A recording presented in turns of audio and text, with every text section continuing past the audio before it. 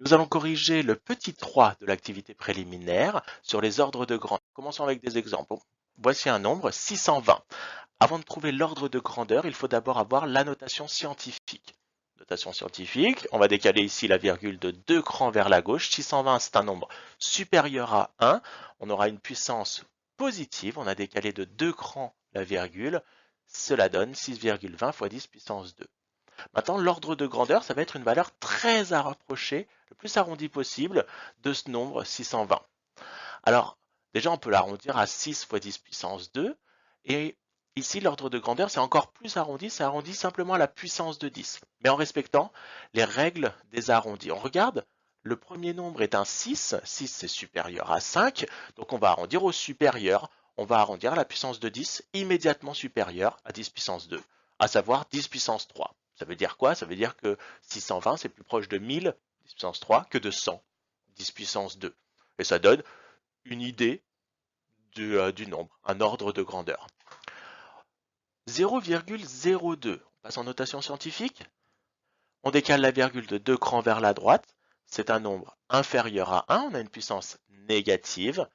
2 fois 10 puissance moins 2 pour ce nombre. L'ordre de grandeur, donc qui est une valeur la plus approchée de ce nombre, on regarde, on a un 2 au début. Donc comme on a un 2, 2 c'est inférieur à 5, on va simplement garder la puissance de 10, ici 10 puissance moins 2. Ce qui veut dire que en fait 10 puissance moins 2 sont des centièmes, c'est-à-dire qu'on est dans les centièmes, 0,02 on est dans les centièmes. Donc ça donne une idée vague du nombre, très approchée. 320 millions. 320 millions en notation scientifique, il faut décaler la virgule vers la gauche de 8 crans. On a un nombre supérieur à 1, donc une puissance positive. 320 millions en notation scientifique, ça donne 3,2 fois 10 puissance 8. Maintenant, l'ordre de grandeur, on a un 3 en premier chiffre. Si j'arrondis déjà, ça donne 3 fois 10 puissance 8. Comme on a un 3, c'est-à-dire un chiffre compris entre 1 et 5, on va simplement garder la puissance de 10, l'ordre de grandeur, 10 puissance 8. Le dernier exemple, 0,00000000053. En notation scientifique, et là, la notation scientifique, elle est indispensable, et hors de question que vous mettez des nombres comme ça sur vos copies.